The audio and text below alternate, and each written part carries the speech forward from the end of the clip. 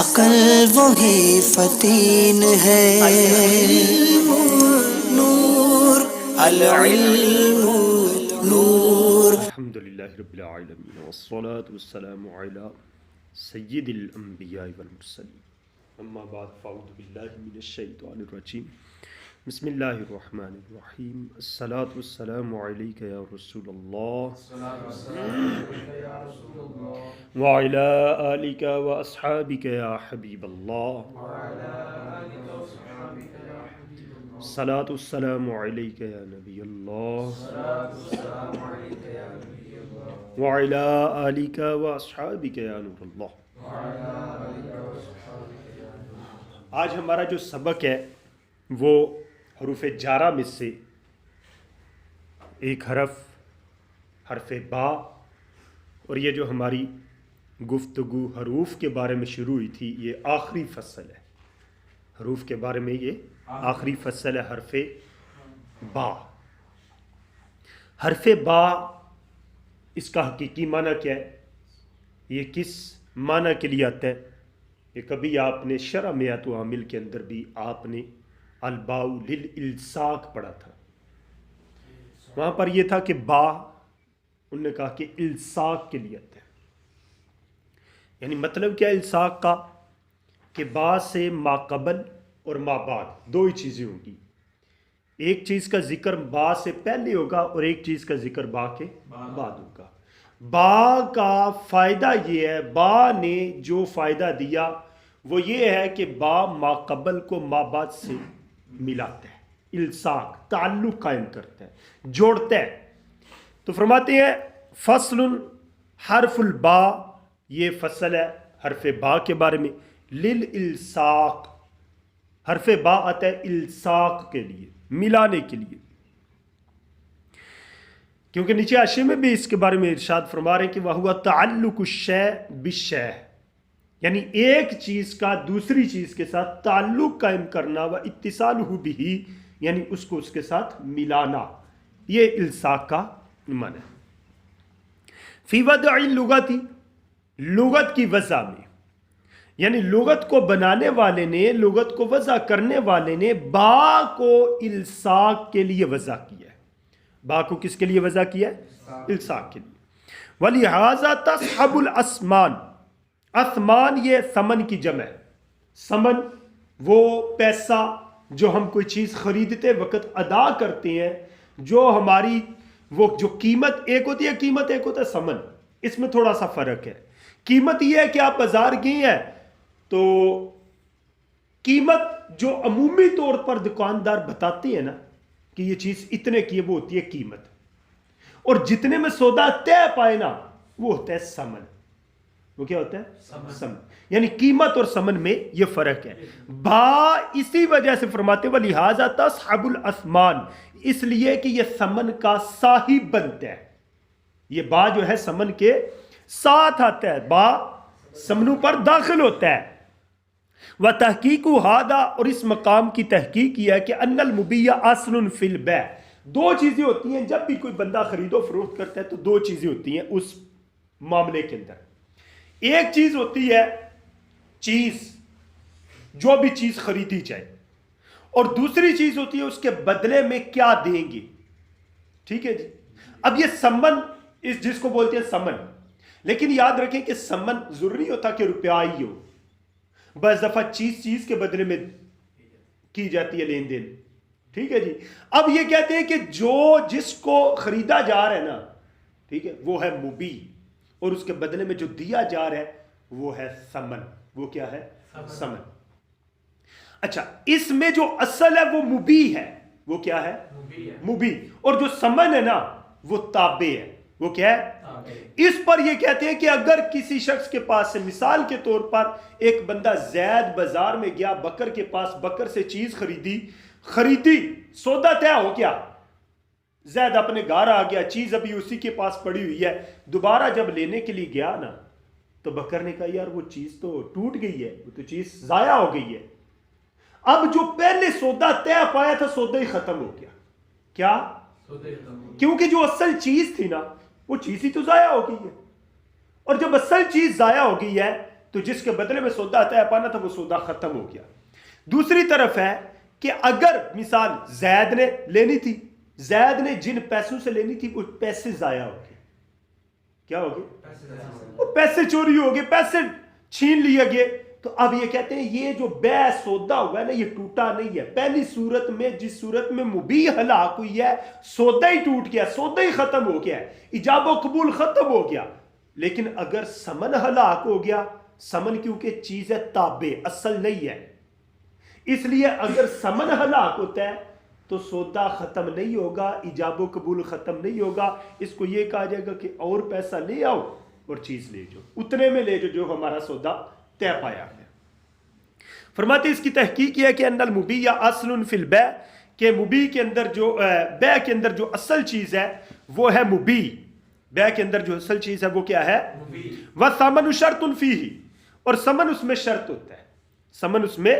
وَلِهَذَا الْمَعنَى، اسی معنی کی وجہ سے کہتے ہیں ہلاک المبیع، مبیع اگر ہلاک ہو جائے، یوجب ارتفاع البیع، مبیع کا ہلاک ہونا، مبیع کا یہ بیع کی ارتفاع کو ثابت کرتا ہے. کیا مطلب؟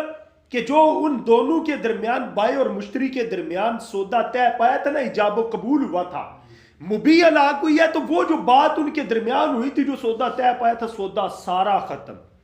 یہ اس کو بولتے ہیں بیع کا ارتفاع. ٹھیک ہے جی، یعنی وہ جو بیع کے بارے میں بات چیت ہوئی تھی وہ ختم ہوئی، ارتفاع اٹھ گئی، ضائع ہو گئی. سمجھ گئے؟ تو مبیع کا ہلاک ہونا یہ بیع کے ارتفاع کو، بیع کے اٹھ جانے کو، بیع کے وہ جو ایجاب و قبول ہوا تھا اس کے ضائع ہو جانے کو ثابت کر دیتا ہے. دون ہلاک ثمن، ثمن کا ہلاک ہو جانا اس بات کو ثابت نہیں کرتا. سمجھے؟ اگر کسی کے پاس وہ جو خریدنے والا گیا تھا اس کے پاس سے پیسہ چوری ہو گیا، ضائع ہو گیا، تو اس کو کہا جائے گا اور لے آؤ، پیسہ اور لے آؤ اور یہ چیز اتنے میں لے جاؤ. سمجھ گئے جی؟ جبکہ سمن کا ہلاک ہو جانا یہ بیع کے ختم ہونے کو ثابت نہیں کرتا، بیع کے ختم ہونے کو ثابت نہیں کرتا. مبیع کا ہلاک ہونا بیع کے ختم ہونے کو ثابت کر دیتا ہے. سمجھے؟ اذا ثابت ھذا، جب یہ بات ثابت ہوگی، فنقول، تو ہم کہتے ہیں الاصل، اصل یہ ہے، اصول یہ ہے، قاعدہ قانون یہ ہے کہ ان یکون تبع ملصقا بالاصل، کہ تابع یہ اصل کے ساتھ ملے. تابع ثمن ہے نا، ٹھیک ہے جی، اصل کیا ہے؟ مبیع. تو تابع جو ہے وہ اصل کے ساتھ ملصق ہو، ملا ہوا ہو. لا یکونا، یہ بات اصل نہیں ہے کہ الاصل، یہ بات نہیں ہے کہ جو اصل ہے وہ تابع کے ملصق ہو. وہ کس کے تابع ہو؟ وہ تابع کے ساتھ ملا. اصل تابع کے ساتھ نہیں ملے گا، بلکہ تابع اصل کے ساتھ ملے گا. تابع اصل کے ساتھ ملے گا، اصل تابع کے ساتھ نہیں ملے گا. سمجھے؟ بات سمجھ گئے نا؟ ایک اصل ہے، ایک فرع ہے. تو فرع نہیں تابع کے ساتھ، اصل کے ساتھ ملنا ہے نا. اب اصل تو نہیں اٹھ کر آ کے تو فرع کے پاس آئے گا اور کہے گا میں آپ کے تابع ہوں، ایسا نہیں ہے. فَإِذَا دَخَلَ حرف الباء، جب حرف با داخل ہوتا ہے فی البدلی، بدل میں، یعنی جہاں پر تبادلہ ہوتا ہے کسی چیز کا، لین دین کے معاملات میں، فی باب البیع، بیع کے باب میں جب بدل میں حرف با داخل ہو، دل ذالک علی انہ تبع ملصق بالاصل، تو اس بات پر دلالت کرے گا کہ وہ تابع ہے اور اصل کے ساتھ ملا ہوا ہے. جس چیز پر با داخل ہوگا، جس چیز پر با داخل ہوگا، ایک ہوگی مثال ہے، کو بندہ یہ کہتا ہے کہ میں نے یہ کتاب خریدی، اشتریت الکتاب بألف، اشتریت الکتاب بألف، بألف. اب با داخل ہوا ہے الف پر، یعنی ہزار. میں نے یہ کتاب خریدی 1000 میں، میں نے یہ کتاب خریدی 1000 میں، یا میں نے یہ بیعت الکتاب بألف، میں نے یہ کتاب بیچی 1000 میں. اب دو چیزیں، ایک ہے کتاب، دوسرا ہے 1000. با داخل ہوا ہے 1000 پر، با داخل ہوا ہے 1000 پر. تو فرماتے ہیں کہ اگر حرف با بدل میں کسی مقابلے والی چیز میں بیع کے باب میں داخل ہو تو یہ با کا دخول اس بات پر دلالت کرے گا کہ انہو تابعن، کہ یہ جس پر داخل ہو رہا ہے نا وہ تابع ہے، وہ اصل چیز ہے نہیں، بلکہ وہ تابع ہے، ملصقن بالاصلی، اور اس کا اصل کے ساتھ الصاق ہے، اصل کے ساتھ تعلق ہے، اصل کے ساتھ ہے، فلا یکون مبین، تو پس جس پر با داخل ہوگا نا وہ مبی نہیں ہوگی، وہ مبی نہیں ہوگی، فیکون ثمنا، وہ کیا ہوگا؟ سمن ہوگا۔ وعلی ھذا قلنا اذا قال، اسی پر وہ مثال کے طور پر دے کر سمجھاتے ہیں کہ جب کسی شخص نے یہ کہا بیعت منک ھذا العبد، میں نے بیچا تجھ سے یہ غلام، میں نے تجھے یہ غلام بیچا، بکر من الحنطتی، گندم کا ایک کر، ایک پیمانے کا نام لے کر کے اتنی گندم کے بدلے میں یہ غلام بیچا۔ اب دیکھیں تو ایک طرف غلام ہے، دوسری طرف گندم ہے، پیسہ تو کوئی نہیں، پیسہ تو نہیں ہے نا بھائی، روپیہ تو نہیں، سونے چاندی کے کوئی سکے تو نہیں، کوئی ایسی چیز نہیں، لیکن ایک طرف غلام ہے دوسری طرف گندم ہے۔ اب مبی کس کو بنائیں گے، سمن کس کو بنائیں گے؟ فرماتے جس پر با داخل ہوگا وہ سمن ہوگا، اور با سے پہلے جو ہوگا وہ مبی ہوگا، سمجھے؟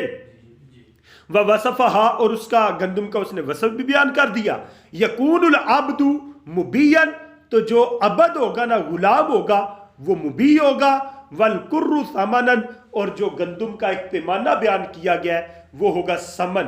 فیجوز الاستبدال به قبل القبض، تو فرماتے ہیں قبضہ کرنے سے پہلے، قبضہ کرنے سے پہلے، اور اس کے اندر استبدال جائز ہے۔ وہ جو سمن بیان کیا نا، ایک گندم کا ایک پیمانہ بیان کیا ہے، تو اس گندم کے یہ گندم بھی ہو سکتی ہے، وہ گندم بھی ہو سکتی ہے، کوئی دوسری بھی ہو سکتی ہے، تو یہ بدل کر کوئی بھی، جس طرح اپنی جیب میں پیسہ ہوتا ہے نا، سودا طے پایا 1000 روپے میں، اب ضروری تو نہیں کہ جناب 1000 کے نوٹ دے، یہ بھی تو کر سکتا ہے کہ 2 500 کے نوٹ دے دے، 10 نوٹ 100 کے دے دے، دینا 1000 ہے، دینا گندم کا ایک کر ہی ہے، اب چاہے اس ڈیر میں سے دے، اس ڈیر میں سے دے، اس ڈیر میں سے دے، کسی بھی ڈیر میں سے دے، وصف بیان کر دیا ہے، تو اس کو بدلنا کہتے ہیں کہ قبضہ کرنے سے پہلے پہلے بدلنا جائز ہے، بدلنا جائز ہے۔ یہاں تک ہمارا سبق ہوا، اللہ پاک ہمیں اس سبق کو اچھے طریقے سے یاد کرنے کی توفیق عطا فرمائے۔ صلو علی الحبیب صلی اللہ تعالی علیہ وسلم۔